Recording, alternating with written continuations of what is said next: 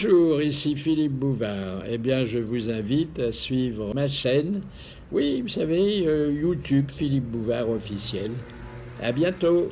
Une cure de jouvence, c'est ce qu'RTL vous propose aujourd'hui à partir de 16h30. C'est le grand retour de Philippe Bouvard avec de nouvelles grosses têtes, Jean-Marie Bigard, Ariel Wiesman et bientôt Karl Zéro, Édouard Baird, Bernard Tapie, Fabrice et bien sûr l'ancienne garde de l'humour et de la culture. Il y a d'autres changements comme l'explique Philippe Bouvard. Il y aura une rubrique qui s'intitule Arrêt sur son, qui permettra en 30 ou 40 secondes de retrouver un moment très fort du quart de siècle qui vient de s'écouler aux grosses têtes. Il y aura un homme du jour, une tête de Turc qui seront mis sur le grill parce que la presse leur a donné une place de choix dans l'actualité. Il y aura l'auditeur du jour. Tous les jours, nous prendrons au téléphone un auditeur. Et puis, nous allons revenir à un personnage fabuleux, mais par téléphone, qui est Jean Dutour. Chaque fois qu'une question culturelle ou assimilée n'aura pas trouvé de réponse, j'appellerai le professeur Je sais tout, qui, naturellement, sachant tout sur tout et dans l'ordre, sera capable de répondre là où les autres ont séché.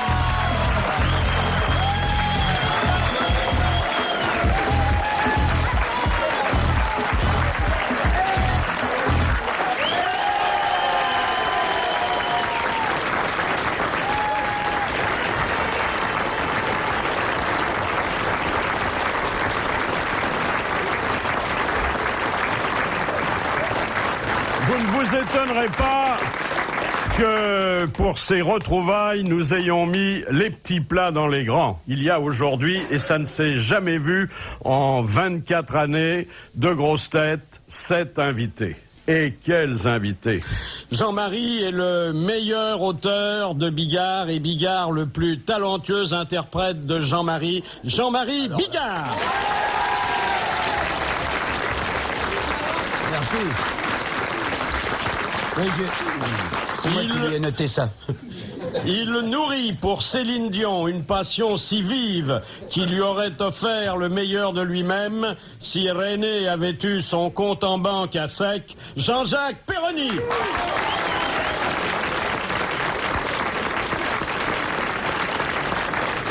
Il a fait récemment visiter à Jean-Tibéry la salle de torture en forme de théâtre où le maire de Paris est supplicié chaque soir, Jacques Maillot.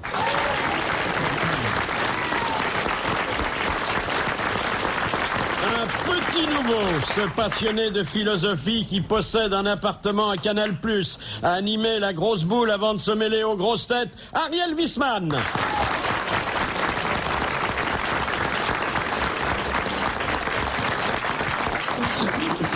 Il est encore trop jeune pour qu'on le présente comme étant sur le retour, et pourtant c'est vrai. Fabrice.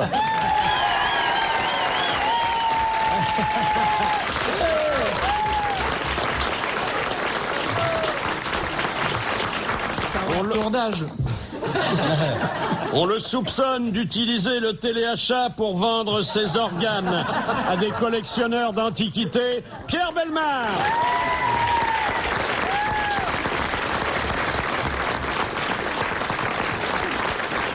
En s'étendant voluptueusement sur les jardins et sur les plantes, il est devenu le gigolo de la nature, Jean-Pierre Coff.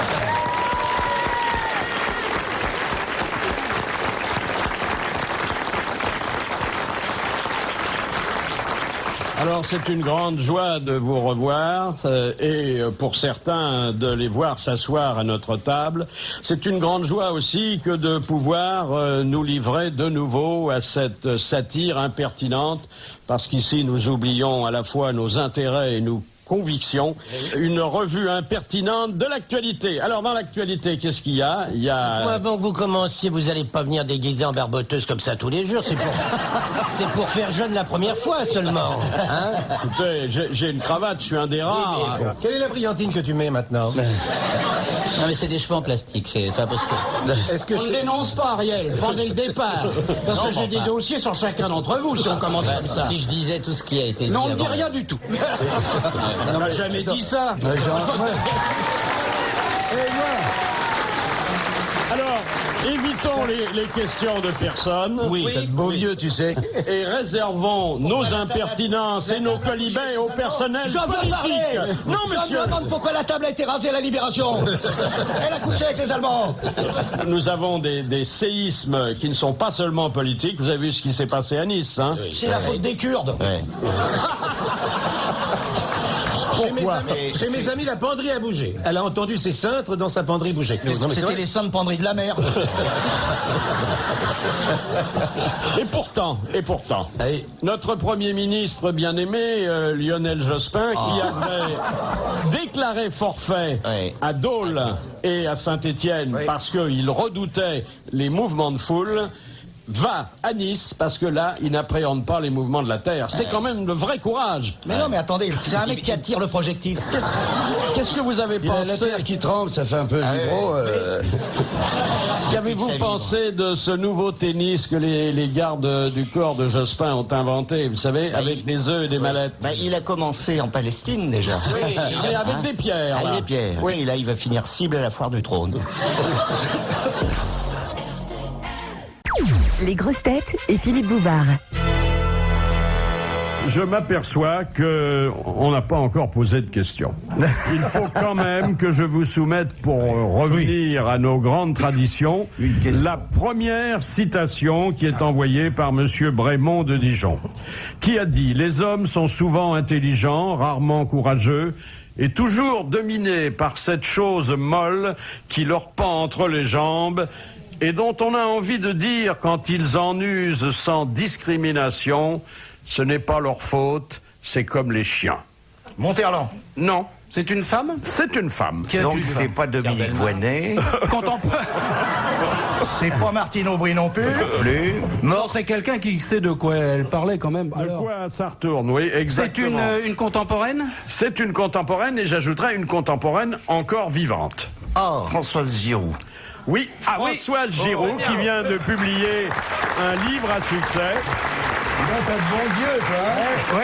On ne peut pas être heureux tout le temps. Elle a ce cri du cœur dont nous ne sortons pas grandis, il faut bien le dire. Hein. Je croyais qu'elle était empaillée, moi, Françoise Giroud. Non, pas du tout. Écoutez, je vous souhaite autant de vivacité intellectuelle qu'elle en a conservé. Mais vous me voulez du mal?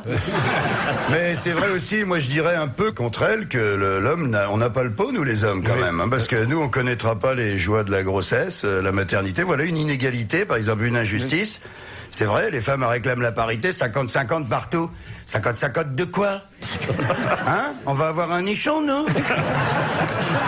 Encore qu'un nichon, c'est pas mal. Des fois, quand tu rentres tout seul à l'hôtel, ça peut aider. Tu fais petit vite, tu regardes le film de cul, mais là, ça peut occuper. T'as des soirées intéressantes, tu sais, Jean-Marie. Hein?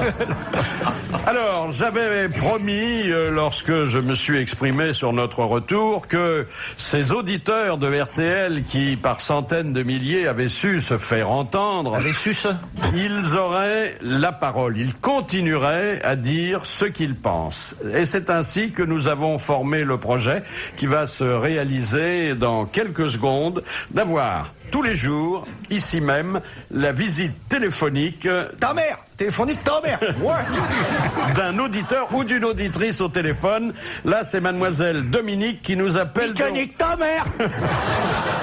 De Roufiac. Est-ce qu'on aura Madame Belpère? Bonjour mademoiselle. Bonjour monsieur. Vous avez souhaité, je vous en remercie, nous dire quelques mots. Vous inaugurez ainsi une nouvelle rubrique qui va nous permettre de savoir ce que les auditeurs pensent de l'émission et éventuellement de répondre aux questions qu'ils se posent à notre propos. Bien, écoutez, moi j'ai surtout appelé d'abord pour vous dire que je suis très contente que vous soyez revenu. Merci. Vous nous manquiez. Et puis pour donner un petit coup de chapeau spécial à monsieur Jean-Pierre Coff que j'adore. Ah bon? Ah oui. C'est ta cuisine physique. Ah oui. Il n'y a rien à faire, Jean-Pierre. Elle te court quand même après. Hésiter entre les T'as yeux tout de fait pour Pierre éviter Sauzon et ça, Jean-Pierre Coff, c'est Jean-Pierre Coff. Mais vous êtes de sa famille pour dire ça, non? Pas du tout. Je suis très touché, je vous remercie, madame. Je vous admire beaucoup. J'adore vos coups de gueule parce que je pense qu'à votre place, j'aurais les mêmes. Vous pourrez pas l'épouser, madame. Hein. Mais attendez, je suis mariée, moi. Ah, alors, Oh, mais c'est pas grave. Mais je pense que vous seriez très heureuse parce que d'abord, c'est un homme qui sait vivre. Ah, il vous binerait la pelouse. cuisine. Mais justement, moi aussi, je sais bien vivre et j'adore cuisiner, j'adore tout ça. Et puis, il a une belle maison à la campagne. Moi aussi. Si vous plantez pas là-bas en même temps que ces poireaux, vous serez très heureuse. Ah, bah alors, espérons. Merci d'avoir Mais je été ne t'ai notre première auditrice au téléphone. Bravo. Je vous remercie, au revoir.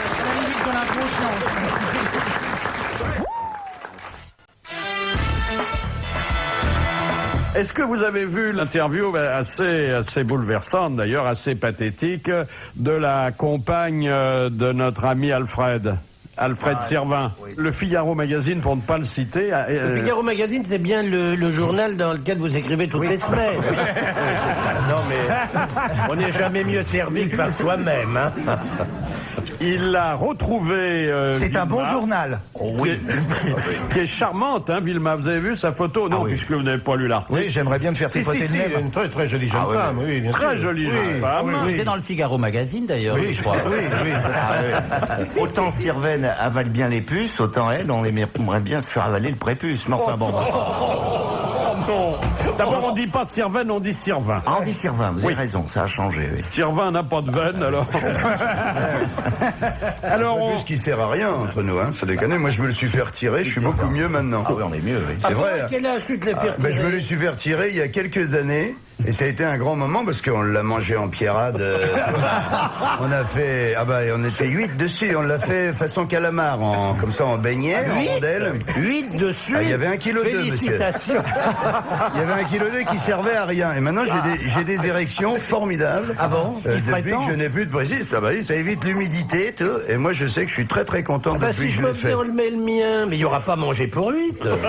Je le dis honnêtement, hein, je suis très ému et admiratif. Merci Jean-Pierre. Je suis content que tu nous aies jamais invités à dîner, quand même.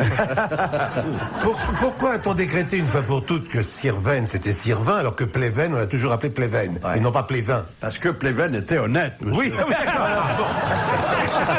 si c'est ça l'explication, alors là, Oui, mais alors là, je trouve scandaleux que vous fassiez un procès d'intention à Sirvin, car rien ne dit qu'il est. Et puis cette malhonnêteté-là, c'est une malhonnêteté que nous avons défendue pendant très longtemps. Aller piquer dans la quête des riches, c'est bien notre affaire, quand même. Alors, on lui demande, mais comment vous l'avez rencontré? Parce qu'elle ne le connaissait pas, hein, avant, comme dans toutes les histoires d'amour. oui, À une station, oui. à une pompe à essence. Non. Non, c'est d'ailleurs après qu'elle a fait le plein. Ou alors il a peut-être gagné chez Pierre au téléachat. Non, là c'est un peu triste, alors je vous demande une certaine dignité. Oui. Le jour de la mort de son épouse, Alfred a eu besoin de quelqu'un pour préparer le dîner. Parce que bon, il faut quand même... Ça creuse, hein. On y pense jamais. Ça creuse la mort d'une femme. oui, mais oui. Il avait qu'à faire un peu de viande froide. Ah oui. Alors, elle est venue, elle a fait un petit encas qui a été jugé tout à fait satisfaisant. Elle est restée. Elle est restée pour quelques tâches ménagères. Pensez sous la table, voir s'il y a des miettes, ouais. Comme ça. Du ramasse-gomme. Voilà. Et puis, un jour, un peu de tendresse... Écoutez, on parle de la miette, on parle de la miette. Il y a rien, n'y voyez pas de mal, il y a rien de mal là-dedans. Un jour, Sous la table, il alors. lui a demandé de venir faire la cuisine pour des invités. Alors elle est arrivée. Il a chauffé le pot. Pardon. Et elle lui a dit quel est le menu pour ce soir? Il lui a dit il n'y a pas de menu, je vous invite au restaurant. C'est après qu'il lui a sorti son rouleau de printemps. C'est ça, on disait aussi. Ouais, il a dit on prend les nems et on recommence.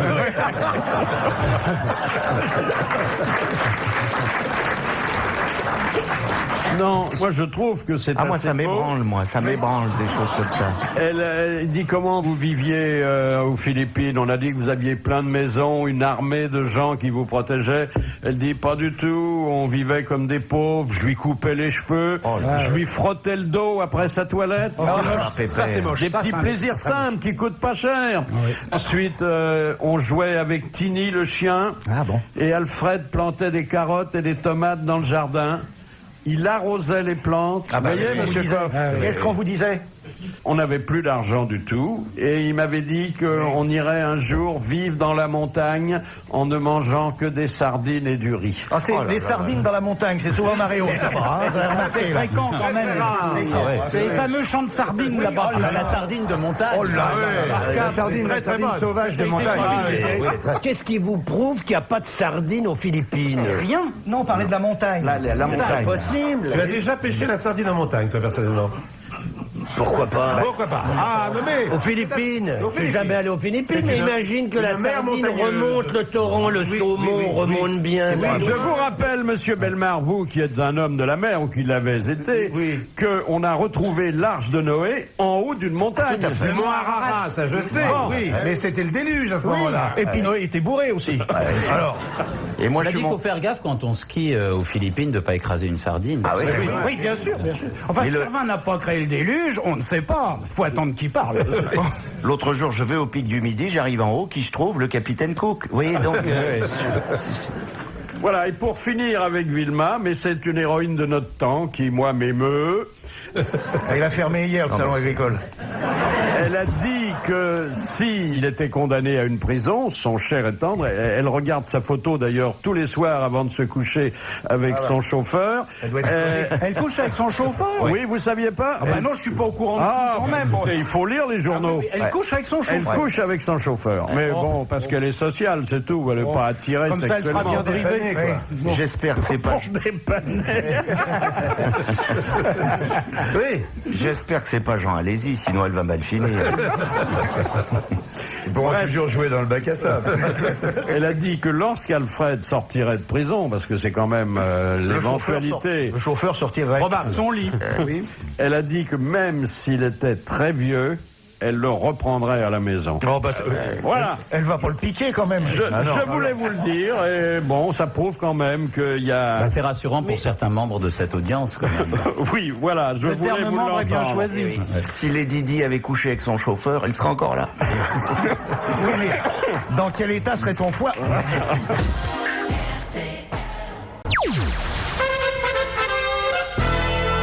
Alors, je voudrais vous signaler, et c'est un livre qui demain va être dans toutes les mains, qu'un éditeur, et pas des moindres, puisque c'est Albin Michel, publie ce matin les plus belles gaffes de Jacques Chirac. Ah, mais il y a combien de volumes? Alors, il y a toutes sortes de gaffes, hein. Il y a quelques gaffes, mais il y a aussi le sens de la formule des magots, il y a aussi de temps en temps un petit peu d'ironie sous-jacente. Par exemple, quand il déclare dans le Finistère avec des accents gauliens, j'ai remarqué une chose, c'est que les artichauts ont tendance à réduire de volume. Oui, là, il avait fumé le foin.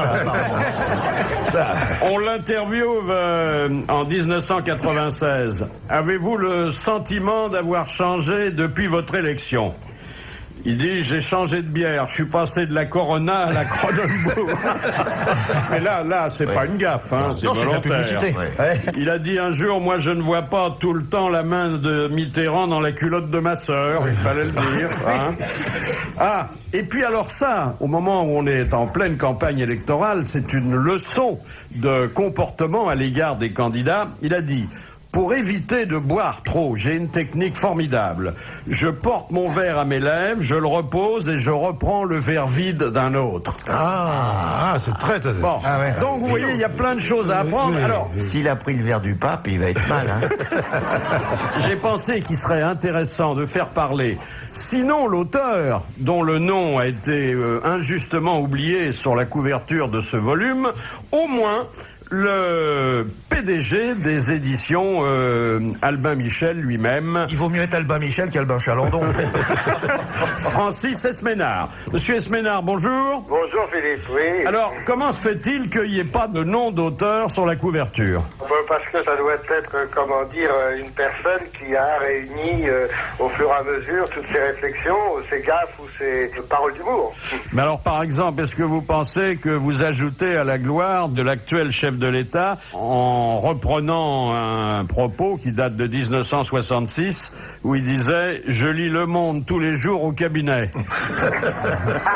Voilà, exactement le genre de réflexion qu'on peut dire comme ça dans le courant de la conversation et qui peut être détourné d'une manière extraordinaire. Mais je dois vous dire que bon, je savais pas que vous alliez m'interroger sur ce livre, ce n'est pas mon livre de chevet. C'est pas le moment de se défiler, hein. Il y a quand même des moments de lucidité. Il dit « Je suis catastrophique à la télévision. Plus j'y passe, plus je deviens impopulaire. » Mais c'était en 90. Il ne maîtrisait pas encore l'outil. En tout cas... Donc, en effet, Chirac n'a pas une réputation d'être bon à la télévision. Tout le moins, il le pense. Je vous remercie, monsieur Esménard, et puis on souhaite bonne vie à ce livre qui, de toute façon, est un acte contre la morosité et qui remet les politiques à leur vraie place, c'est-à-dire une place... Au cabinet. Voilà. Merci, monsieur Esménard.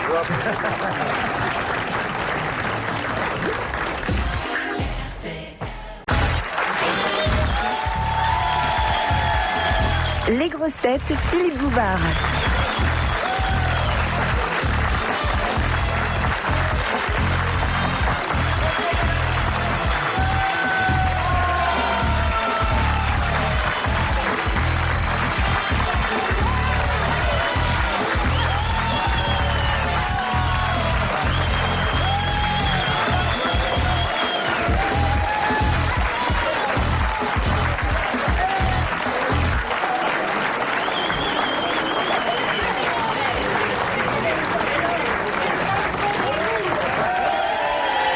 Monsieur Marandon de Grande-Sainte, qu'était-il déconseillé? J'ai pas compris le jeu de mots, là.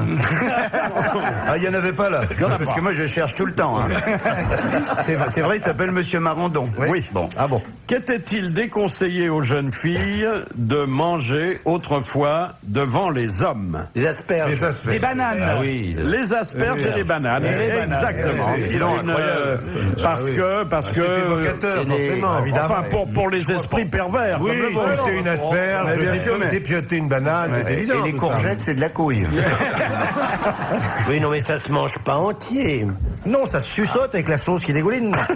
Mais est-ce que c'est vrai que les Anglais cachaient les pieds des meubles parce que c'était érotique? Absolument. On a subi quand même pendant 2000 ans des influences navrantes dans ce domaine. L'influence judéo-chrétienne, on n'a pas encore fait l'inventaire, mais ça fait des dégâts malgré tout. Hein. Enfin, on en reparlera plus tard, ça fait peur à Philippe, c'est tout. Pas du tout. Et je veux saluer ici, avec nos amis du Grand Studio, ce que j'appelle, et c'est tout à votre honneur, une bonne réponse collégiale.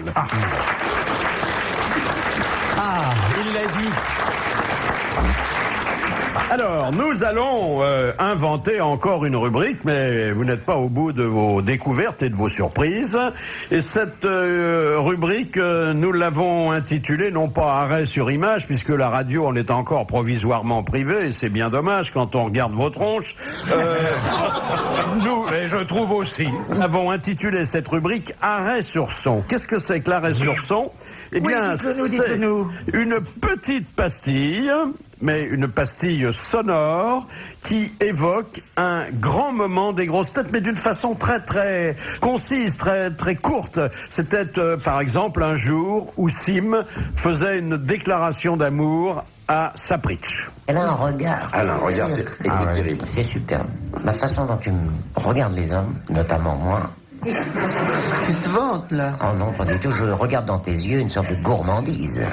T'as envie de me déshabiller, avoue. Elle veut défaire l'emballage pour voir le cadeau qui se trouve à l'intérieur. Il est fou, ce mec. On m'appelle le bonux du sexe. Le persil me lave plus blanc.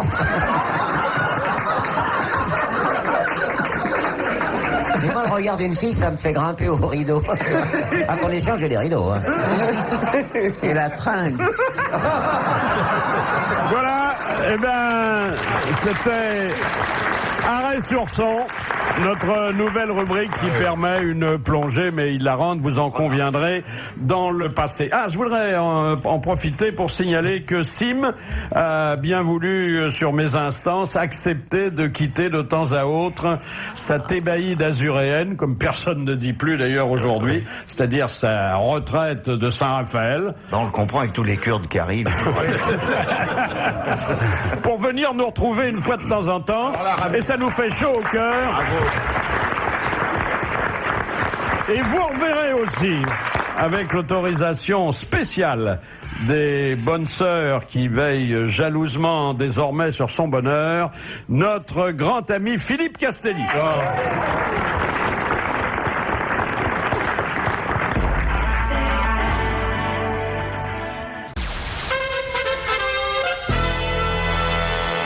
Avez-vous vu l'émergence d'une nouvelle race de grenouilles, la grenouille taureau, qui est un animal effrayant, qui pèse 2 kilos, qui s'attaque à tout ce qui est vivant, et sauf le journaliste qui a pu l'approcher et la photographier, et qui est d'autant plus redoutable qu'elle pond 45 000 œufs par an. Oh là là. Vous vous rendez compte, hein? Et elle vit où ça, la grenouille taureau? Eh bien... Tu veux aller la chasser avec ton âne? Oui, absolument. Est-ce que ça ne serait pas, Philippe, le pendant, si j'ose m'exprimer ainsi, du crapaud buffle que tout le monde connaissait en Indochine? Oui, eh bien, ça fait un peu penser au crapaud buffle, à ceci près que la grenouille taureau, maintenant, elle est en Gironde, hein, elle est et qu'elle va marcher sur Paris. Elle marche. C'est dingue, mais où allons-nous? La marche des grenouilles taureaux vers Paris. Elle est due à un croisement avec 2 grenouilles différentes? Je ne sais pas. Vous ne savez pas. Non, d'une grenouille et d'un taureau, tout simplement.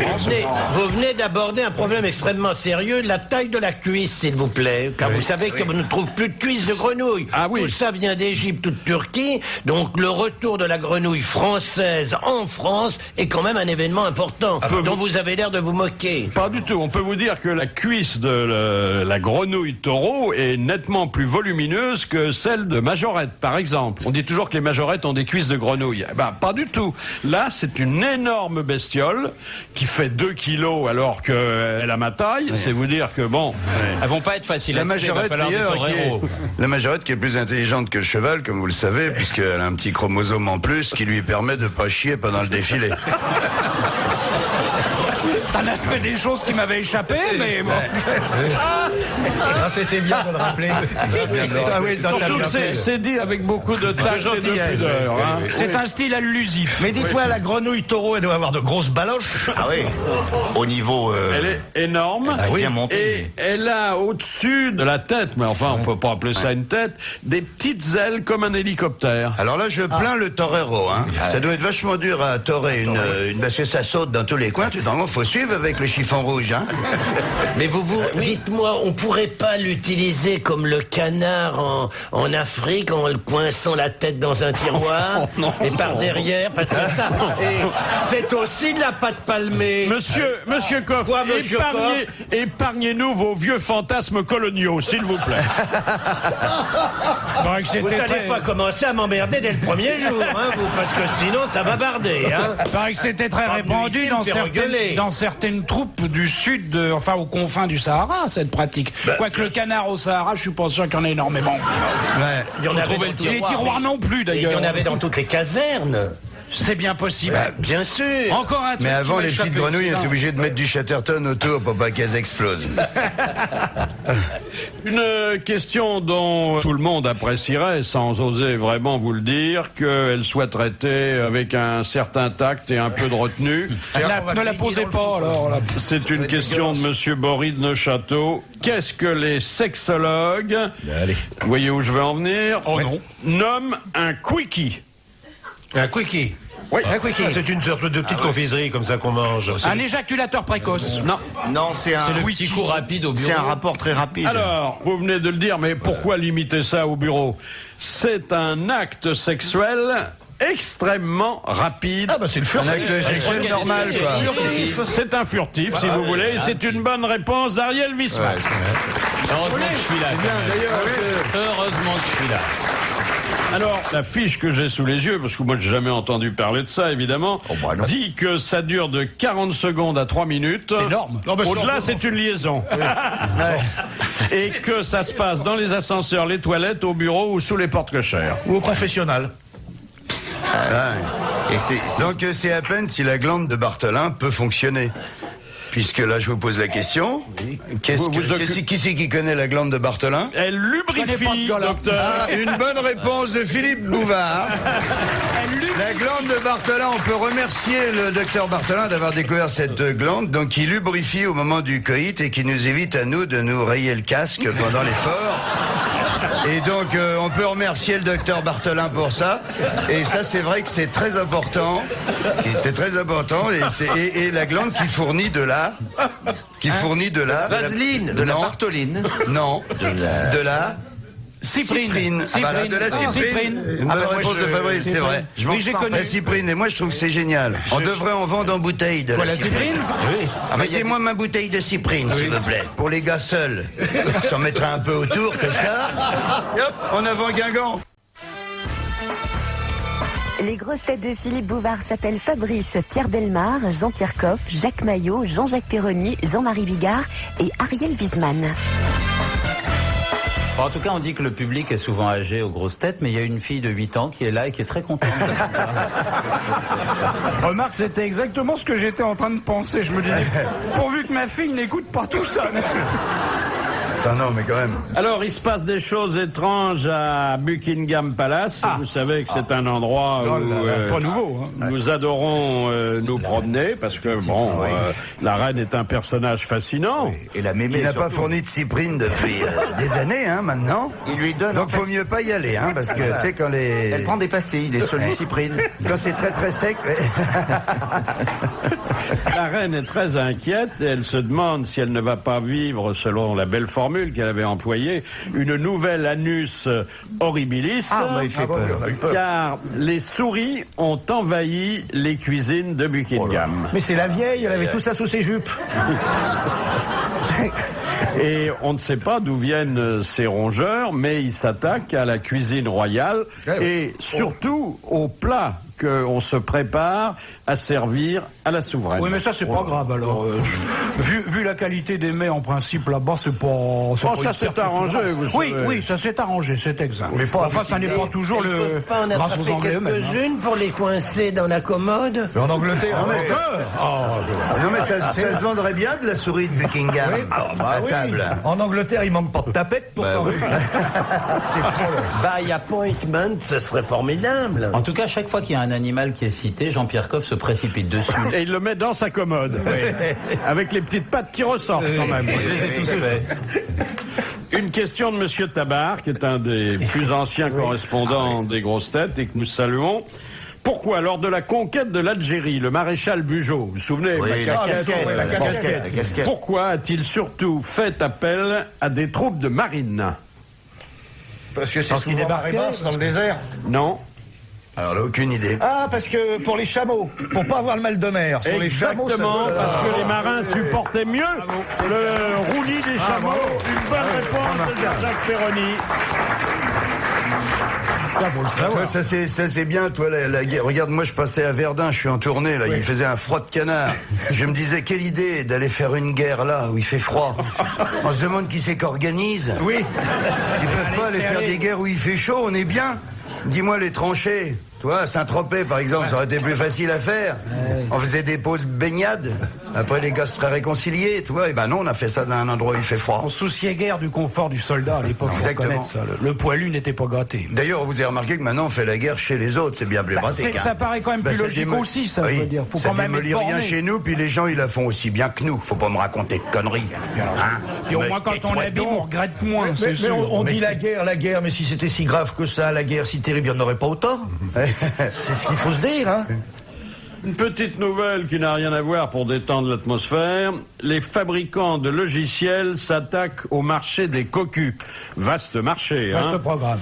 Par exemple, si vous suspectez votre conjoint ou votre partenaire d'être infidèle, infidèle en un seul mot, hein, vous installez dans votre ordinateur un dispositif spécial qui permet de mémoriser les adresses des sites visités et de photographier l'écran. Très dangereux. On est vraiment dans les grosses têtes au 21e siècle. C'est terrifiant. C'est très dangereux, ce Philippe, truc-là. évitez de dire photographier l'écran, dites mémoriser l'écran.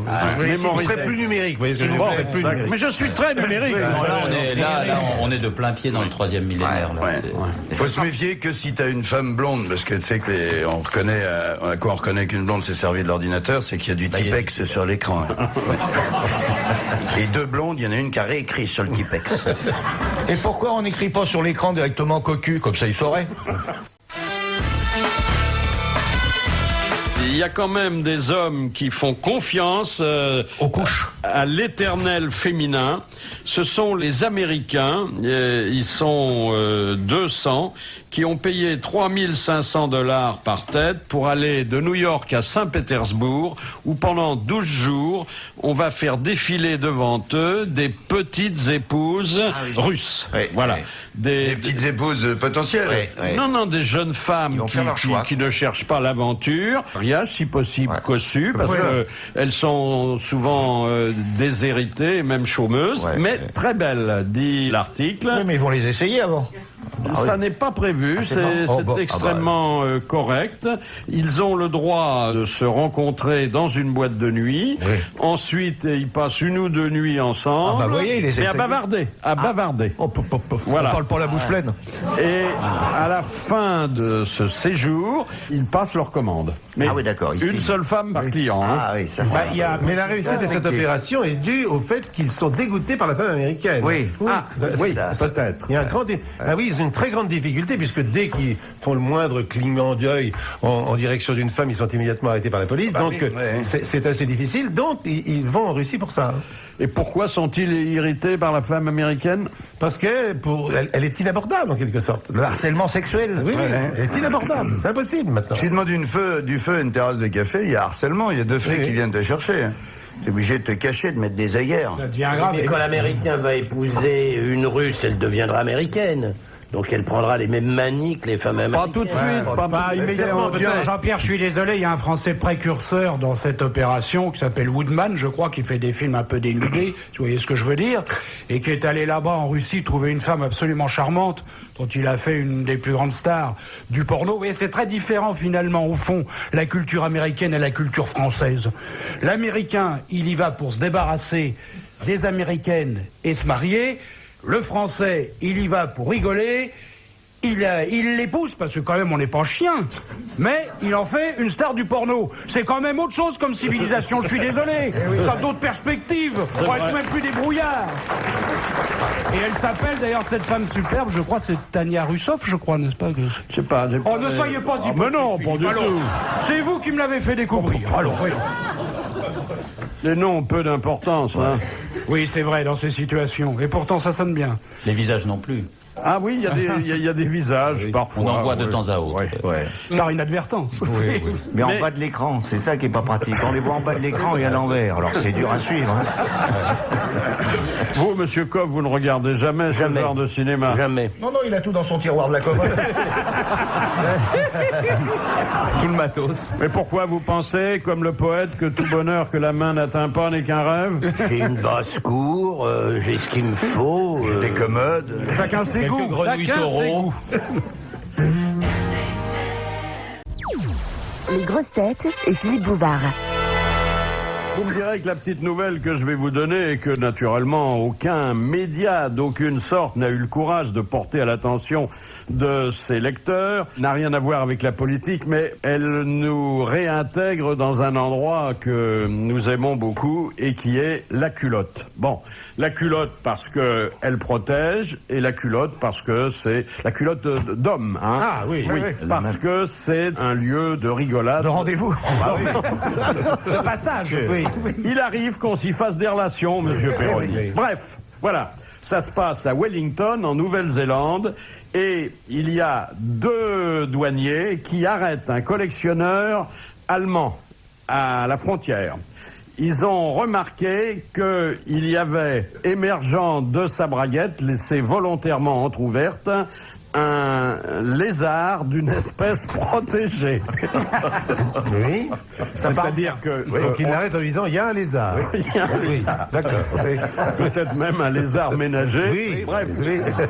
il y avait Sûrement ménager. une espèce protégée. Oui. Bon, mais très dangereux pour les chats. on a... Éviter que les chats mangent des lézards, parce que ça les empoisonne. Oui. Le collectionneur veut sortir ce lézard du pays où il l'a trouvé, et le lézard a besoin de respirer. Bon. Et oui, toujours. D'où cette situation assez rigolote ouais. que... Ah oui. Oui. Bon, si ça vous amuse, moi, j'en mets dans ma culotte. Quelle sensation ça fait, les petites pattes de lézard, là? Si toute cette histoire de lézard n'a pour but que de dire je la remets dans ma culotte, vraiment, franchement, c'est nul. Non, mais je voudrais, comment est-ce qu'il... C'est pas dans sa culotte, c'était dans un slip qu'était le lézard. Un caleçon. Oui, bien sûr. Ça mord les lézards. Ah bon? Voyons. Vous n'avez jamais été allongé sur une pierre au bord d'une plage ou d'une piscine et les lézards viennent et vous... Vous êtes sûr que c'était un lézard? Ah bah, bien sûr. Le petit lézard a les comment petites- s'appelait-il? Le petit lézard a des petites dents délicieuses. Il te la prend à pleine bouche ou il pas te la du tout, mordille? il est petite. Vous n'avez... Enfin, franchement, vous êtes débile ou quoi? Vous n'avez jamais vu cette langue Ah, la qui langue sort fourchue, du lézard. Je pensais pas que vous aviez une vie sexuelle aussi agitée les uns et les autres. Oui. Avec des lézards, avec tout ça. Avec des ânes, enfin bon. J'ai passé 35 ans dans cette maison et je m'aperçois que j'ai raté beaucoup de choses. J'aurais dû venir plus tôt ici. Le lézard, je n'avais pas encore pensé une relation possible avec un lézard. Enfin, je vois mon cher Pierre. Oui, oui. Oui, quand même. Oui, non, moi c'est... non, mais je vous dis oui parce que j'ai observé les chats, et les chats, quand ils mangent des lézards, ils sont pas bien. Je voudrais vous signaler, à mi-chemin de la rubrique politique et de la rubrique people, la formation d'un nouveau couple attesté par les photos publiées ce matin dans la presse. Ils se sont rencontrés hier. Apparemment, le courant a passé, puisque au bout de 3 heures, ils ressortent de la pièce où on les avait enfermés, la main dans la main. C'est Colin Powell et Yasser Arafat. Oh bah tant mieux. Mais la main dans la main, hein. Il fait toujours aussi jambon au torchon, Pépère. Hein. Ça doit être un rite de là-bas, hein. Non, c'est la définition du flirt, Philippe. C'est la main dans la main, mais jamais le chose dans le chose. Ensuite, pour les étoiles, ça va bien pour Vera. Pas le porc, le porc, il est bien malade, mais pour le cuisinier, hein. Ce cuisinier au grand chapeau, là. 6 étoiles, oui. C'est le- 6 étoiles. C'est le Daniel Gérard de la cuisine. Mais qu'est-ce qu'il y a sous le chapeau? Est-ce que quelqu'un le C'est sait? la même raison, exactement. Oui. Il est chaud. Ah bah je suppose. Sans ça, il ne resterait pas avec son chapeau vissé sur la tête. Mais alors pourquoi Juppé, il n'a pas de chapeau? Pourquoi Fabius, il n'a pas de chapeau? Ah bah on assume plus ou moins sa calvitie. Oui, d'ailleurs, il y en a plein qui ramènent la banlieue sur Paris. Tout à fait. Il y en a plein qui essayent. Alors que c'est nul. Moi, je dis quand c'est parti, bordel. Il y a un rangement aux cheveux près. faut plus faire l'arrêt au-dessus de l'oreille pour ramener tout. C'est très moche. Moi, je l'ai fait pendant des années, n'est-ce pas? Je partais de Chadonna, j'arrivais à Chabalière et je remontais sur Auton. À propos de Vera, si vous permettez, je voudrais faire une remarque. Il y a déjà eu un cuisinier qui avait 6 étoiles, 2 Ducasse, fois 3. C'est voilà. Ducasse qui vient d'en perdre une. Mais Ducasse, tous les établissements étaient ouverts en même temps. Donc on avait la preuve qu'il n'était pas dans Tandis les que deux... les siens fonctionnent par roulement. Voilà, c'est ça que je voulais dire. C'est pour ça que Beauvais casse les McDonald's. Il veut pas qu'il y en ait 2 ouverts en même temps. Bon, vous apprendrez, vous qui êtes gastronome, sans doute avec satisfaction, qu'un jeune cuisinier de Montceau-les-Mines vient de créer un sorbet au foin, qui a d'ailleurs le goût du miel et de la cannelle. Ça aurait peut-être été plus simple de faire un Il avait sorbet. fait la glace aux rillettes avant. Une boule rillette, une boule saucisson sec. Il y avait un cuisinier à Paris qui avait inventé le sorbet au camembert. C'était rue La Fontaine. Infect. Immonde. Ah, oui, on est bien d'accord. absolument. Et la glace au foie gras aussi, c'est épouvantable. Ah oui, non. Ah oui, très dur. Et l'esquimau au boudin, ça doit être bon, hein? Et le soufflet de boudin noir au cornichon fondé au pastis avec un peu de crème chantilly dessus, c'est pas trop parce que ça m'écœure. Si la crème chantilly est salée, ça peut aller encore. Il y a un grand chef qui a fait végétarien là. Hein. Oui. C'est pas mal. Il y a quand même un pigeon sur la carte. Il y a un pigeon sur la carte. Oui, le client. C'est le client. Et il y a du poisson, pas forcément bon marché. Hein. Il y a des coquilles Saint-Jacques, du homard et du turbo, c'est-à-dire tout ce qui est à plus de 200 balles la portion. La question suivante est culturelle, mais je vais vous la poser quand même, hein, parce que on ne sait jamais. Je ne voudrais pas sous-estimer. Vous n'avez pas eu le temps de préparer vos fiches quand vous êtes à la retraite, là. J'ai eu 6 mois, monsieur Coff, pour les préparer. Il est là en train de tripoter, ça devrait être prêt, tout ça. Et puis c'est des vieilles fiches, il y a un rond de vin dessus, là. Bah ça, attends, c'était l'époque où ils buvaient du vin, je peux te dire, c'était en 71. C'est monsieur Laclos qui demande quel écrivain, dans l'un de ses ouvrages intitulés « Modeste projet pour empêcher les enfants des pauvres d'être une charge pour leurs parents », avait proposé de les transformer en pâtés et charcuteries diverses. Swift, Jonathan Swift. C'est Swift. C'est Swift, exactement. C'est une bonne réponse d'Ariel Wiesman. Alors, je ne vous cache pas que j'étais persuadé que vous ne pourriez pas répondre et que, au bout du fil, il y avait, attendant qu'on l'appelle au secours, notre professeur Je sais tout, alias Jean Dutour de la Mirandole. Bonjour Jean Dutour. Bonjour mon petit lapin. Je vais me présenter comme ça, tout le monde va rigoler. Hein. Jean Dutour de la Mirandole et puis quoi encore. Voilà. Bon, alors bah oui, Swift, je l'avais sur le bout de la langue, mais c'est bien ça. C'est un vieil ami à moi. En tout cas, merci d'avoir accepté ce poste nécessaire et redoutable. Oh oui, alors redoutable. De conscience culturelle d'une émission qui fut culturelle à ses débuts et qui entend bien le rester au moins 3 minutes par jour. Ah bah formidable. Merci Jean Dutour. Et puis chaque fois qu'il y aura une faiblesse dans la réponse de mes invités, on se permettra de vous appeler et d'interrompre pendant quelques secondes la rédaction de votre prochain manuscrit. Et on vous applaudit. Merci.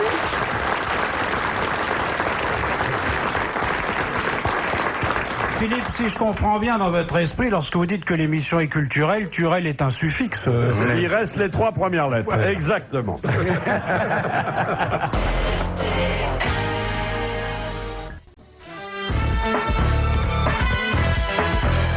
Jusqu'à 18h, les grosses têtes avec Fabrice, Ariel Wiesman, Pierre Bellemare, Jean-Pierre Coff, Jacques Maillot, Jean-Jacques Perroni, Jean-Marie Bigard et Philippe Bouvard. Une question de Madame Fontaine. Dans le milieu médical, c'est-à-dire dans le jargon médical, que signifie le sigle PDG? À propos d'une infirmière, petite débrouillarde gauchiste, donc ça doit pas être franchement ça. Petite débroussailleuse, Dis, j'ai vu votre malade tout à l'heure. Ah oui, le PDG. Or, il n'a pas de responsabilité dans une entreprise. Paralysé des genoux. Je cherche. Le pauvre Neville gratteux. Oui. C'est un patient, le mot patient, qui arrive avec le P. Non, pas du tout. Et je peux vous dire que le PDG, dans ce jargon médical, n'est pas quelqu'un auquel on reconnaît une situation privilégiée. Au contraire. Et il y en a énormément. Il est peu malade, finalement. Il est très peu malade. Il y en a beaucoup en milieu hospitalier. Il y en a même, à ce qu'on dit, davantage en milieu hospitalier qu'on en a accueilli au bureau d'entrée. Participant des grosses têtes. Qu'est-ce qui se passe en milieu hospitalier avec ces maladies qu'on appelle nosocomiales? On attrape la légionellose. La légionellose. Bon, ça et beaucoup d'autres cochonneries. Bon, alors... Le PDG, c'est un virus qui traîne. Alors, effectivement, il a maille à partir avec ses petits animaux qu'on peut pas mettre dans une commode, monsieur Coff. Hein? Le PDG, c'est pour le personnel soignant. Un parasité. Alors, on dit pas parasité là, mais on se rapproche. Un parasite. C'est quelqu'un qui est On n'en voit plus sur les quais de gare. Il y en a eu beaucoup un temps.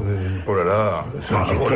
Des porteurs. Des porteurs. Des porteurs de germes. Porteurs de germes. De germes. Ils l'ont dit. De germes. Bonne réponse.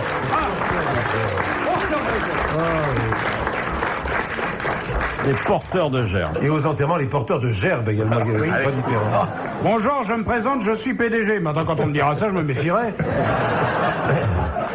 Et puis alors, bon, cette nouvelle, il semble que l'initiative d'Eva Joly, vous savez, la redoutable juge d'instruction, attachée au basque de Sir Alfred, n'ait pas été du goût du parquet de Paris, puisque on lui rappelle qu'elle n'avait pas à réclamer des crédits pour acheter du champagne afin de fêter l'arrestation de Sirvin. Marqué, elle a bien la gueule à se piquer la ruche, la mère Jolie. Elle doit pas sucer que de la glace. Mais Elle l'a payé. Elle l'a donné le pot, elle l'a payé sur ses deniers. Voilà, mais elle avait, dans un premier temps, elle avait voulu le porter en note de frais. Oui, écoutez, c'est assez logique quand même finalement. Une petite récompense après une si longue enquête. Aux Philippines, c'est vachement dur d'enquêter aux Philippines, toujours au soleil, tout ça, en Il y avait Bermuda. des si lentes au départ, je Manger rappelle. des sardines de montagne. C'est terrible. Et puis nous ne nous quitterons pas sans que je vous ai posé la dernière question, puisque nous reprenons là notre rituel. Mais il faire fouiller encore dans les... Attendez. Mais Il a fait une fois de plus qu'il les deux là-bas, parce qu'il y a Bigard qui regarde sa montre. C'est moche, hein. Demandez à Jean-Pierre de vous prêter son tiroir. Il y en a deux qui sont collés avec de la rillette, là, c'est dégueulasse. Bon, ben je vais vous la dire de tête. Non, pas de tête. Il faut me retrouver cette fiche, Philippe. Hein. Qui a dit il ne faut pas gifler un sourd parce qu'il sent la gifle mais qu'il n'entend pas et qu'il perd ainsi la moitié du plaisir. Ça peut être Alphonse Allais. Beethoven. Cher Beethoven, c'est vrai qu'il était... C'est un auteur dramatique ? Il paraît qu'il était tellement sourd qu'il a cru toute sa vie qu'il faisait de la peinture. C'est un auteur dramatique qui a dit ça ? C'est un auteur dramatique. C'est Guitry, non ? Non, légèrement antérieur, À Guitry, c'est-à-dire avant Guitry. Oui, merci de nous oui, ça on traduire. connaît le mot quand même, alors. Auteur dramatique. Alphonse Allais. Non, Fédo. C'est Courteline. Courteline. C'est une bonne réponse d'Ariel Wiesman qui fait une percée culturelle tout à fait remarquable puisque c'est un nouveau des grosses têtes. Les grosses têtes que je remercie, à qui je dis bravo, merci, à la prochaine fois.